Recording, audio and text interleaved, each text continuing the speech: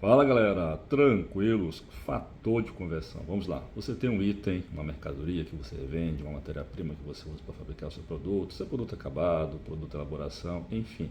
Esse item você vai cadastrar lá no registro 0200FD. E ao cadastrar esse item, você vai ter que vincular uma unidade de medida, né? Você vai ter lá o campo unidade de medida e essa unidade de medida é aquela unidade que você previamente cadastrou no registro 0190 e que vai ser adotada para quantificar os teus estoques, por isso ela é chamada de unidade de medida de inventário. Então é com essa unidade de medida que você faz o controle de estoque e numa eventual fiscalização, essa unidade de medida que vai ser adotada para levantar o teu estoque daquele item, da tua mercadoria, do teu produto acabado. Beleza, então essa unidade de medida é chamada de unidade de inventário, unidade de estoque. Mas pode ser que aquele item que você cadastrou lá no 0200 e digamos que você vinculou a unidade de medida lá quilo, né? Então a unidade de controle de estoque é em quilo. Ao adquirir esse item de um fornecedor, a unidade de medida utilizada por ele na nota fiscal é, por exemplo, em saco de 10 quilos. Aí você fica naquela situação, bem, eu controlo o estoque em quilo, mas estou com uma nota fiscal de entrada aqui que está em saco de 10 quilos. E também pode até acontecer na saída, né? De repente você vende e ao vender essa mercadoria, você não vende ela só em quilo, você também vende saco de 15 quilos, saco de 20 quilos, enfim. Quando você tem a nota de entrada e a nota de saída daquela unidade de medida que tem ali especificada, é o que a gente chama de unidade de medida comercial. E ela pode sim ser diferente da unidade de medida de inventário. Aí nessas situações, o que é que vai acontecer? Principalmente no caso da entrada ali, né, que é mais comum essa situação da discrepância, da diferença. Você vai registrar essa nota fiscal, por exemplo, de entrada, cujo fornecedor utilizou lá a unidade de medida saco de 10 quilos, você ao escriturar no registro C170, você vai sim informar a unidade de medida que está na nota, que está no XML, no caso ali saco de 10 quilos, por exemplo.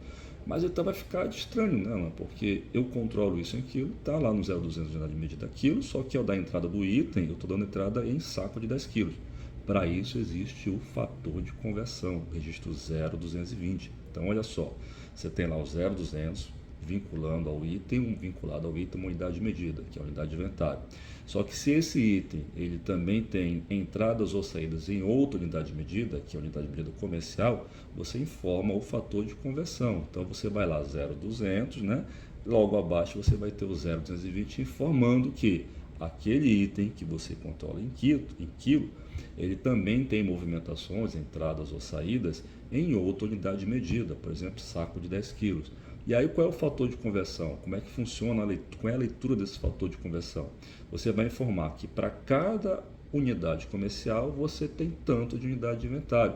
Por exemplo, quando você tem uma entrada de um saco de 10 quilos, um saco de 10 quilos corresponde a 10 quilos. Então, o fator de conversão vai ser o quê? 10, né? Para cada unidade comercial, nesse caso um saco de 10 quilos, você vai ter o equivalente a uma movimentação, nesse caso uma entrada, de 10 quilos daquele item. Tá? Então é basicamente isso. Quanto a unidade comercial equivale da tua unidade de inventário. Tá? Se fosse o inverso, por exemplo, você faz o controle de estoque em saco de 10 quilos, mas você está dando entrada lá em quilos. Então você tem uma quebrada ali, né? Cada quilo corresponde a 10 avos, né, de um saco de 10 quilos. Então você teria lá o fator de conversão 0,1, né? 1 dividido por 10, ok? Então é só observar essa questão da conversão sempre olhando da seguinte forma: quanto uma unidade comercial equivale da minha unidade de inventário, beleza?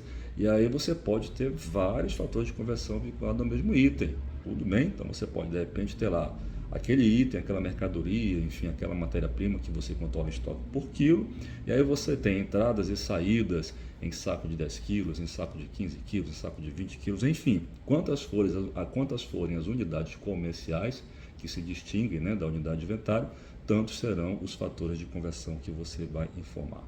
Beleza? Então é isso, gente. Se não ficou muito claro, se vocês quiserem que eu volte a tratar desse assunto, só coloquem nos comentários. Bacana? Então é isso. Fiquem na paz e bom final de semana. Valeu e tchau!